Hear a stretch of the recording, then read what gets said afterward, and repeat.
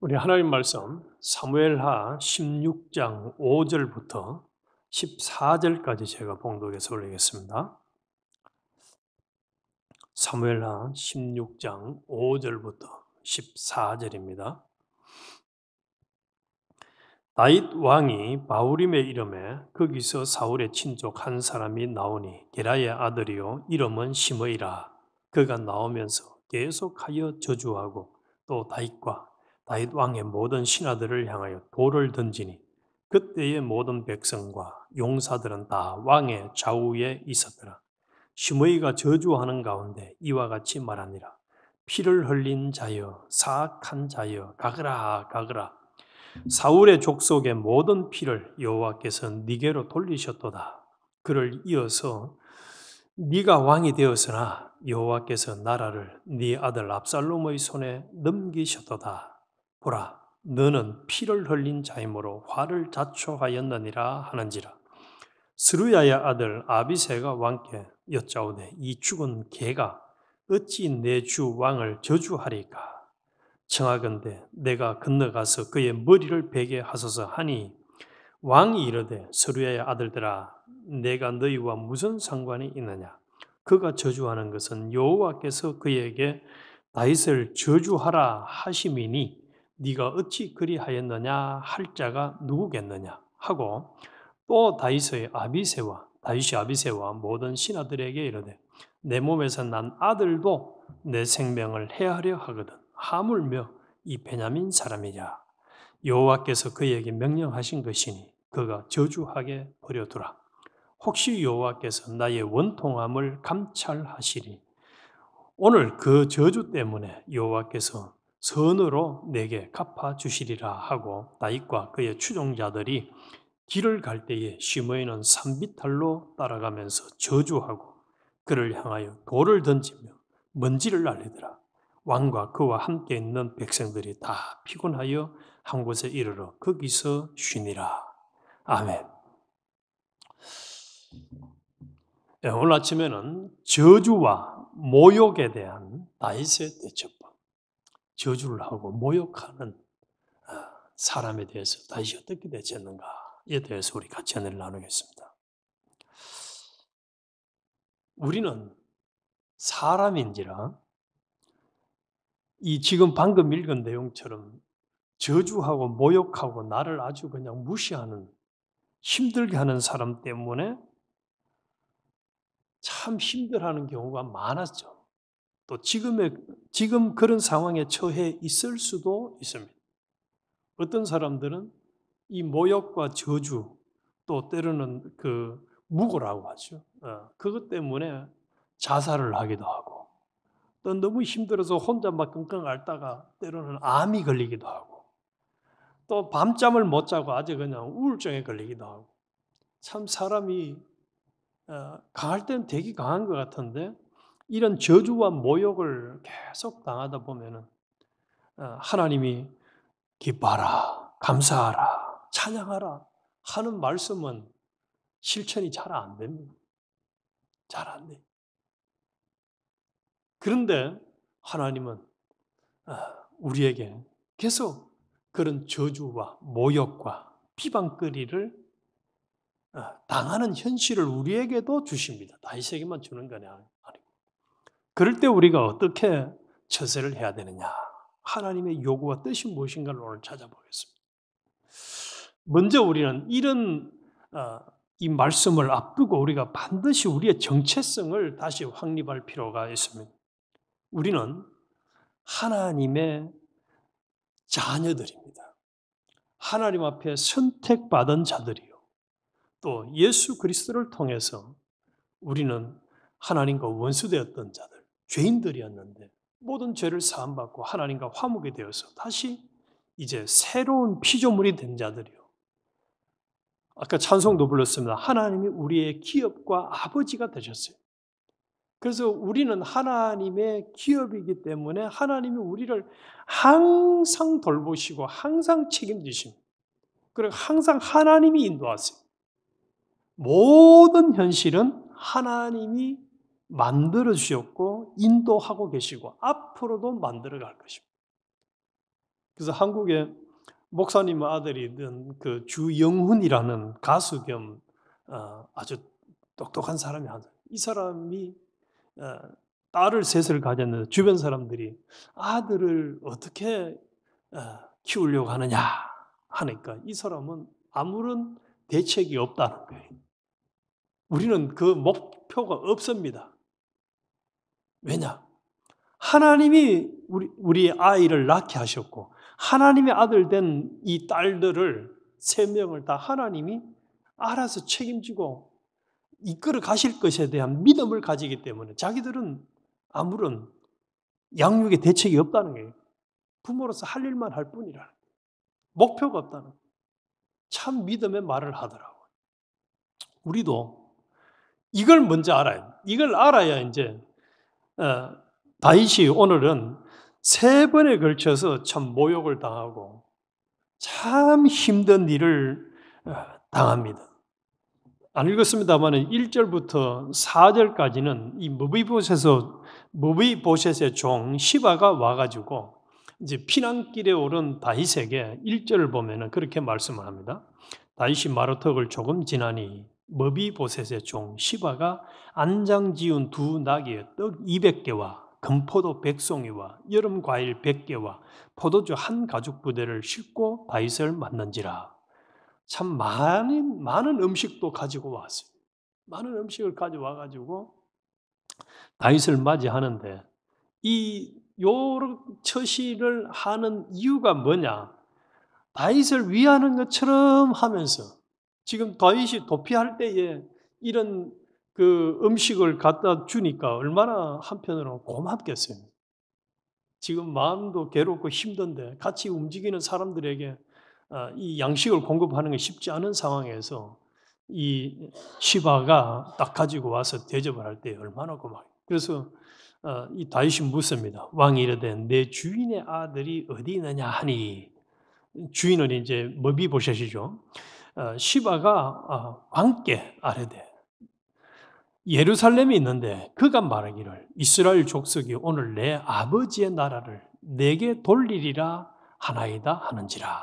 그래서 이 시바는 뭐라고 얘기를 하느냐 하면은 이스라엘을 자기 이 머비보셋에게 돌리라고 이야기를 한다는 거예요. 이거는 지금 하나님은 이스라엘을 다윗 왕에게 지금 이양을 하고 있는데도 불구하고 머비보셋에게 이스라엘 돌리라고 이 시바가 거짓말을 합니다. 머비보셋은요 다리도 절고 왕이 될 자격도 없고 또 머비보셋 자신은 왕이 되고 싶은 생각이 전혀 없습니다. 성경에 보면. 그런데 이 시바가 거짓말을 하는 것은 뭐예요? 다윗에게 잘 보이려고. 머비보셋이 이상한 짓을 하고 있다는 걸 얘기해 주면 다윗은 고맙잖아요. 그럼 나한테 내 은혜를 줘버리고 그런 생각을 해? 그래서 왕이 어떻게 하느냐 4절에 왕이 시바에게 이르되 머비보셋에게 있는 것이 다 네 것이니라. 그래서 머비보셋의 모든 소유를 시바에게 주는 이런 처방을 내립니다. 그런데 속셈은 이 시바는 다윗을 위하는 게 아니에요. 오로지 그냥 욕심, 더 나아가서는 압살롬의 편에 서기 위한 이 괴락을 가지고 있었던 사람. 이런 상황을 다윗이 만나게 되었어요. 그 다음에 이제 이 노란 자위와 같이 두 번째 사건이 이 시므이가 다윗과 다윗을 따르는 사람들에게 저주를 합니다. 이게 참 저주를 해도 모질게 해요. 저주를 해도. 저 같으면 내가 아무리 좀 화가 나더라도 이 시므이처럼은 저주를 못할 것 같아요. 여기 6절에 다시 한번 보십시다. 다윗과 다윗 왕의 모든 신하들을 향하여 돌을 던지니 돌을 던지면서 저주를 합니다. 그리고 7절에 시므이가 저주하는 가운데 이같이 말하니라. 피 흘린 자여 사악한 자여 가거라 가거라. 사람인지라 다윗도 이 말 들으면 얼마나 화가 나겠습니까? 자기가 피를 많이 흘리긴 흘렸지만 이 사악한 자야 피 흘린 자야 가라 가라. 그리고 사울의 족속의 모든 피를 여호와께서 네게로 돌리셨도다. 이런 말 들을 때에 얼마나 속상해요.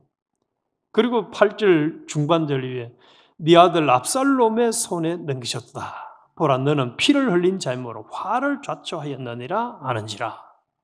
그래서 참 모질게 이 시므이가 다윗을 저주하고 모욕합니다. 그러니까 옆에 있던 신하 스루야 아들 아비새가 뭐라고 했냐.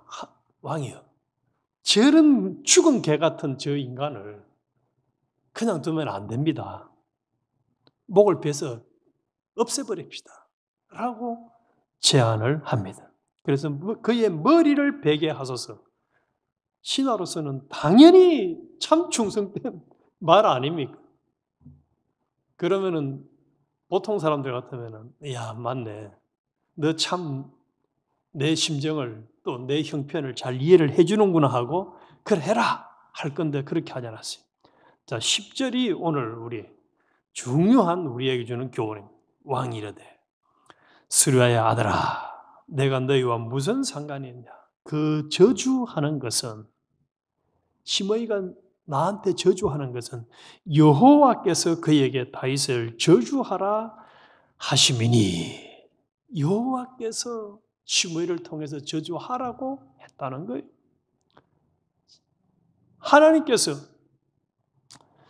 하나님께서 저주를 하라고 해서 이 시므이가 하라고 있는 것이다.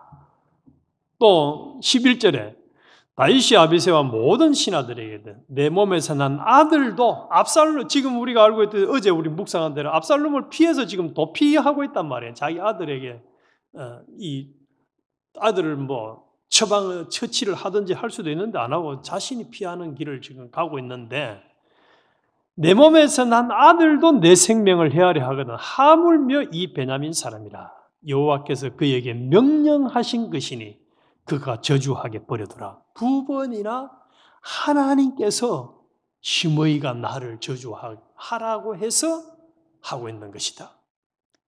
자, 우리 요 믿음이 우리에게 필요합니다.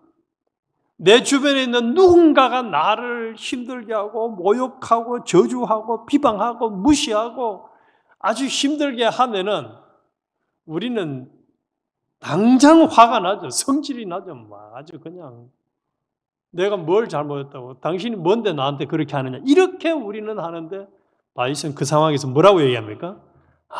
저 사람이 저렇게 하는 것도 하나님이 지금 시켜서 하는 거다.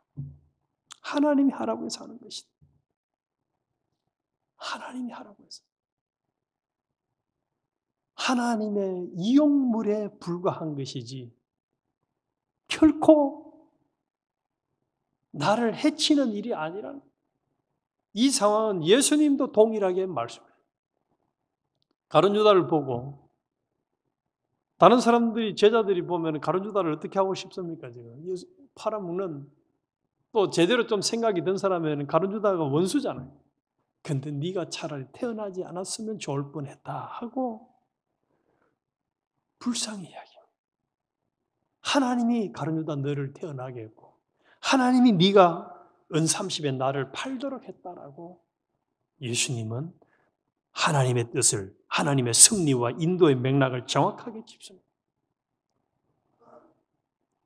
우리 이게 굉장히 중요합니다. 그런데 이 시므이는 끝이 없어요. 13절에도 보면 다윗과 그의 추종자들이 길을 갈 때에 시므이는 산비탈로 따라가면서 저주하고 그를 향하여 돌을 던지며 먼지를 날리더라. 참 모진 시므이 돌을 던지고 저주하고 그래도 다윗은 하나님이 저 시므이를 통해서 나에게 저주하라고 한 것이야 하고 끝을 내요. 못 죽이게 합니다. 우리가 이번에 계속 사무엘하를 통해서 이 다윗의 처세법을 보면 하나님께 맡깁니다. 철저하게 하나님께 맡겨요. 사울에 대해서도 하나님께 맡기고 이 시므에 대해서도 하나님께 맡기고 압살롬에 대해서도 하나님께 맡기고 자신의 손으로 자신이 해결하려고 하지 않는 이게 다윗의 처세법이에요. 왜? 뭘 믿기 때문에요? 하나님을 믿기 때문이에요. 하나님을 믿기 때문에, 하나님이 정리해 줄 걸 믿기 때문에, 이 믿음을 당당히 가졌기 때문에 다윗은, 다른 사람은 참 불안하고 다른 옆에 사람이 왜도 화가 나는데 이 다윗은 담담한 거예요. 담담해. 모르긴 해도 다윗이 굉장히 평강을 누렸지 않았을까? 성령의 사람이 되어지면은 그 모진 상황 속에서도, 또 스트레스를 받는 상황 속에서도 평강과 온유함이 있거든. 평강과 온유함. 심지어는 이 15절 이하 보면 이제 이 아히도벨의 얘기를 듣고 압살롬이 자신의 이 다윗 왕의 부인들, 후궁들을 취하는 장면이 이제 15절부터 마지막 23절까지 쭉 나옵니다. 야, 참 이런 상황을 보면은 얼마나 기가 참. 21절에 한번 보게. 아히도벨이 압살롬에게 이르되 왕의 아버지가 남겨두어 왕궁을 지키게 한 후궁들과 더불어 동침하소서. 그리하면 왕께서 왕의 아버지가 미워하는 바 됨을 온 이스라엘 들으니 왕과 함께 있는 모든 사람의 힘이 더욱 강하여지리다 하니라. 이에 사람들이 압살롬을 위하여 옥상에 장막을 치니 압살롬이 온 이스라엘 무리의 눈앞에서 그의 아버지의 후궁들과 더불어 동침하니라. 참 기가 찬 환경을 이 다윗은 접하게 되었습니다. 너무너무 끔찍한 상황, 상상도 하기 싫은 이런 일을 접합니다. 이런 일을 접해. 우리 이 상황까지도 누가 만드신 거죠? 아히도벨의 모략에 압살롬이 이런 처신을 따라하는 이 아주 참 끔찍한 일을 하나님이 하게 하시고, 하나님이 이렇게. 우리도 살다 보면은 우리가 이 다윗보다도 더 심한 일을 만나기는 쉽지 않겠지만은, 이 다윗이 만난 것은 워낙 너무 참 험악한 일을 만났습니다만은, 차원이 다르고 종류가 다를 뿐이지 이런 상황들을 우리도 분명히 계속 만나왔고 만날 겁니다, 앞으로도. 그럴 때마다 우리는 이 여유가 있습니다. 이 상황도 또 저렇게 처신하는 것도 하나님이 저렇게 하라고 해서 하는 것이다. 하나님이 섭리하고 있다는 하나님의 섭리와 인도를 다 꿰뚫고 있으면 거기서 옛사람이 안 나오시다.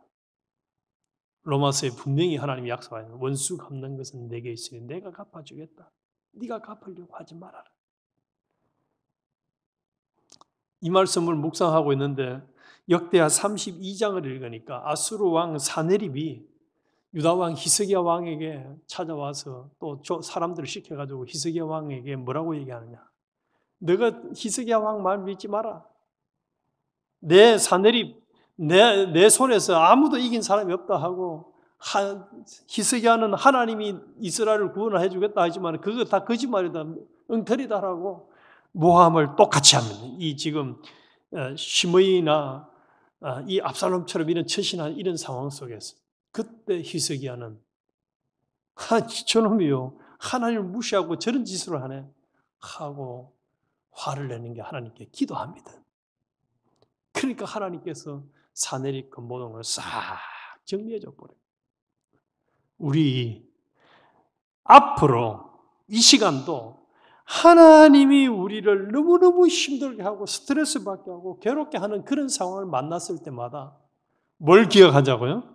하나님이 저렇게 하라고 해서 저 사람은 그저 이용당할 뿐이야, 도움일 뿐이야 라고 우리는 딱 그 상황을 정확하게 파악을 하면 우리의 마음이 조급하지 않을 것이고, 또 내가 뭔가를 빨리 내가 해결해야지.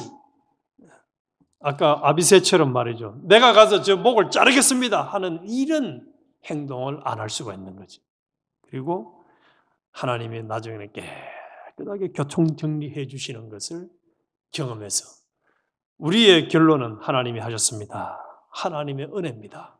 하나님이 나한테 이렇게 참 멋지게 또 은혜를 베풀어 주셨군요. 하나님의 일하심, 역사하심을 우리는 경험하는 주인공이 될 것이고 또 시험에 들지 아니하고 끝까지 참 내 주 예수 모신 곳이 어디나 천국이니 하는 이 천국의 복만 누리는 참 복 있는 사람으로 살아갈 수 있을 것입니다.